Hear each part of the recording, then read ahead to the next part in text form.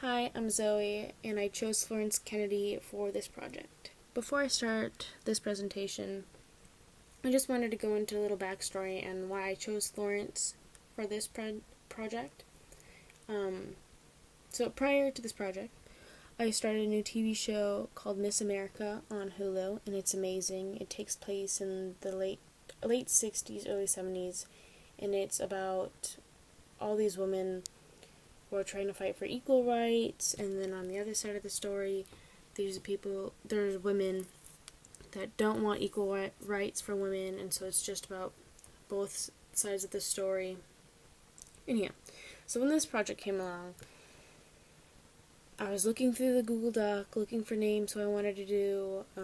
Of course, Queen Latifah was taken and Etta James was taken, so I just picked a random name and I Googled it. Again, I just started the show, so I didn't know all the names of the characters and people on the show. And so I Googled it, and it was Florence Kennedy. And it was really cool since I was like, oh, I already know a lot of the things already that she did. So I was like, great, this is going to be great. And then Niecy Nash plays Florence Kennedy in the show. She does an amazing job in it. And I just wanted to give a little background on why I chose Florence Kennedy. Before we knew Florence Kennedy as a lawyer, activist, civil rights advocate, lecturer, writer, and feminist, she was just a girl from a small town. She was born on February 11th, 1916 in Kansas City.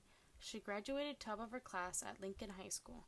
Her early activism started after she graduated high school.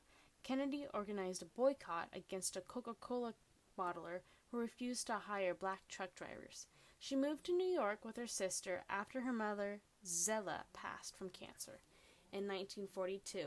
In 1944, she began classes at Columbia University School of General Studies, majoring in pre-law, and graduated in 1949.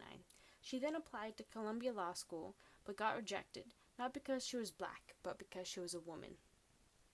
This quote that I'm about to read you is from her book, Color Me Flow, My Hard Life and Good Times.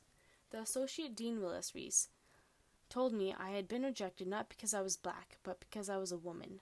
So I wrote him a letter saying that whatever the reason was, it felt the same to me, and some of my more cynical friends thought I had been discriminated against because I was black.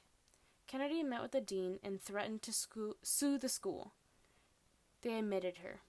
She was the only black person among 8 women in her class. Kennedy graduated from Columbia Law School in 1951.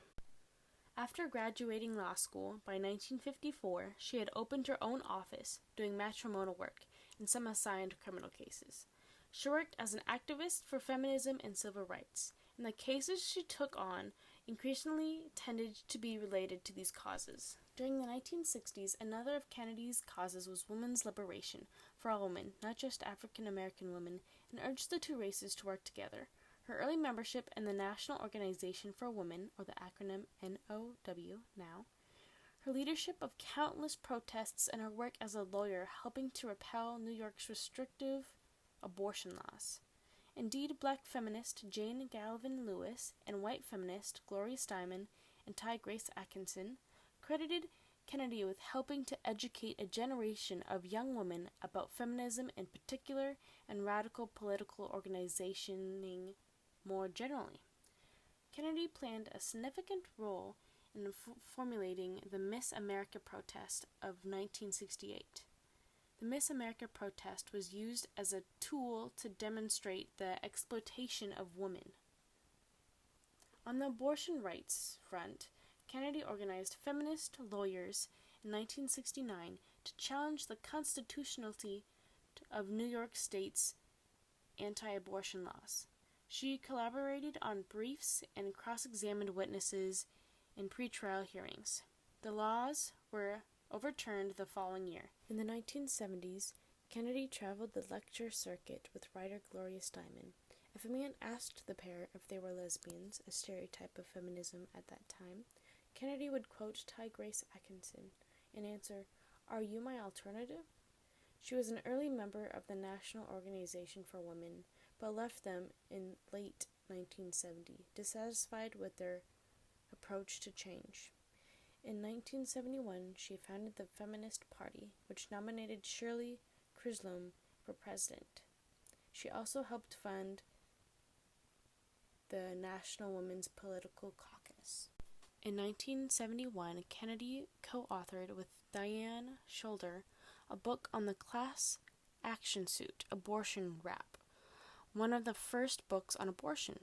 Kennedy even took on the Roman Catholic Church by filing a tax evasion charge to the Internal Revenue Service, claiming that the church's vocal and financial campaign against abortion breached its tax-exempt status and violated the federal Constitution's call for the separation of church and state.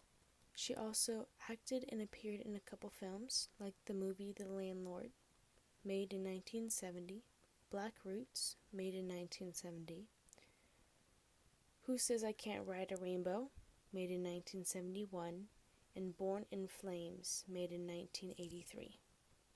Florence also found the time to write a book and a guide. The book was called Color Me Flo, My Hard Life and Good Times. It was written in 1976. It's an autobiography about her life.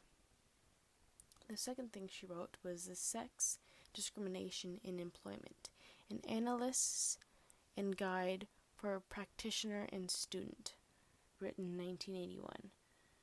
This discusses in detail the types of sex discrimination, procedures for successful litigation, and the various remedies available to employees who have been discriminated against. From one of the things she wrote, I want to choose a quote from Color Me Flo, My Hard Life and Good Times. I really like this quote. It's, I'm just a loud-mouthed, middle-aged colored lady with a fused spine and 3 feet of intestines missing. And a lot of people think I'm crazy. Maybe you do too, but I never stop to wonder why I'm not like other people. The mystery to me is why more people aren't like me. Wrapping up this presentation, during the 60s and 70s, Kennedy was the country's most well-known black feminist. She was a lawyer, activist, civil rights advocate, lecturer, writer, and feminist. She often dressed in a cowboy hat, pink sunglasses, and big false eyelashes. She has founded and joined some respectable organizations in her lifetime, like the Now Movement, Women's Political Caucus, Women's National Abortion Action Coalition, the Feminist Party. But she is still basically a street fighter against racism and sexism, and all she wants is equality and peace. Sadly, she died December 21st, 2000, in Manhattan, New York. Thank you for watching my presentation, and I hope you learned something from it, and I also hope that you go watch Miss America. It's amazing to see all these powerful women and men help each other out and try to fight the power. So again, thank you, and I hope you learned something from this presentation. Thank you.